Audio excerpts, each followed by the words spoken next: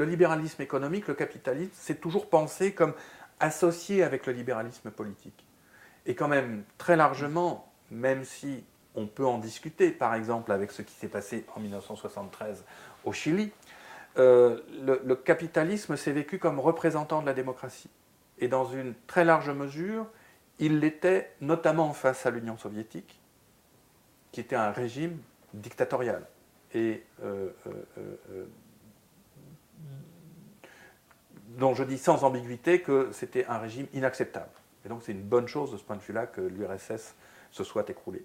Mais toujours est-il qu'il y avait cette tension entre les deux blocs, entre deux visions d'imaginer le monde, et que le capitalisme était associé, qu'on le veuille ou non, à la démocratie, même si c'était de manière imparfaite.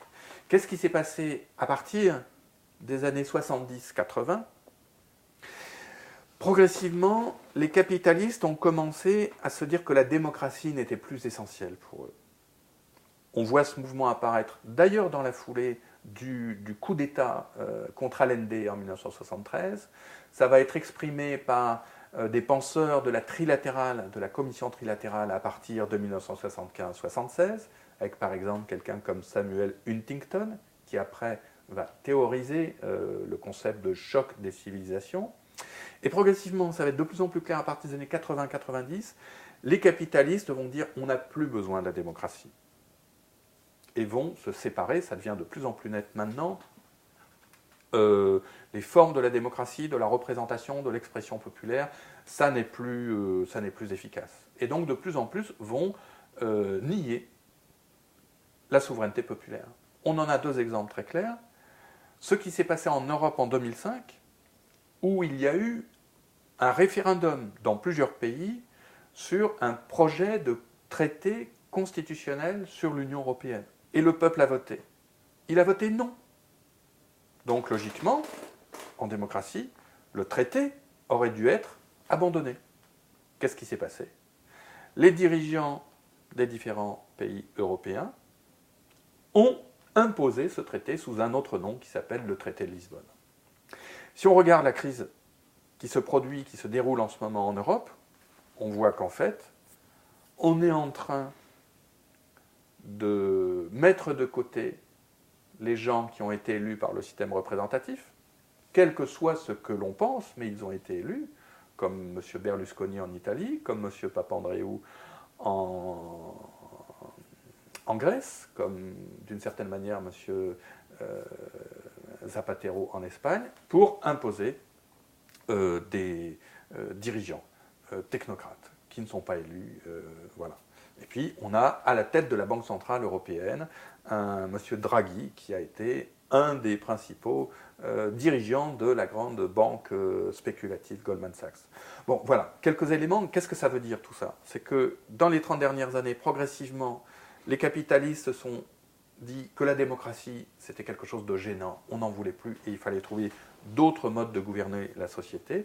Et on est en train de passer, et je pense que dans un certain nombre de cas, on est déjà passé à un autre régime politique qui est très important et qui a été totalement oublié dans la pensée politique actuelle. En deux mots, la pensée politique occidentale, elle naît des conceptions politiques élaborées par les Grecs d'Athènes, à la grande époque d'Athènes, 4e, 5e siècle avant Jésus-Christ, où les Grecs avaient défini trois façons pour les sociétés de se gouverner elles-mêmes. La dictature, ou le despotisme, ou la monarchie, qui est toujours bien vivante, hélas, on le voit par exemple en Syrie ou en Biélorussie en ce moment. La démocratie, le gouvernement du peuple, par le peuple et pour le peuple, qui tant bien que mal, avec des défauts bien sûr, des hauts et des bas, mais est l'idéal auquel aspirent les sociétés occidentales, les sociétés. Et puis une troisième forme qui était totalement oubliée, et qui s'appelle l'oligarchie, le régime oligarchique dans lequel un petit nombre de gens, oligo ça veut dire peu nombreux en grec, vont discuter entre eux, vont éventuellement ne pas être d'accord, en quelque sorte ils vont faire démocratie entre eux. Et puis quand ils sont d'accord avec une politique, ils l'imposent au reste de la société. Eh bien je crois que nous sommes passés, ou nous sommes en voie de passer, dans cette situation, c'est-à-dire que le capitalisme dont on a décrit les différents traits tout à l'heure, l'évolution dans les 30 dernières années, nous a aussi conduit à une situation où le peuple est volé de sa souveraineté, il n'a plus voix au chapitre. Quand il peut voter, comme dans le cas des référendums ou même des élections, on lui impose d'autres candidats. Quand il y a des décisions difficiles à prendre, comme dans le cas de la Grèce, on impose une politique de rigueur, mais sans toucher ni au pouvoir des banques, ni au pouvoir des propriétaires, ni au pouvoir des milliardaires. Et puis, globalement, on est dans un système où l'opinion collective, l'opinion commune, est très largement influencée, contrôlée par la télévision notamment, qui a une importance tout à fait considérable.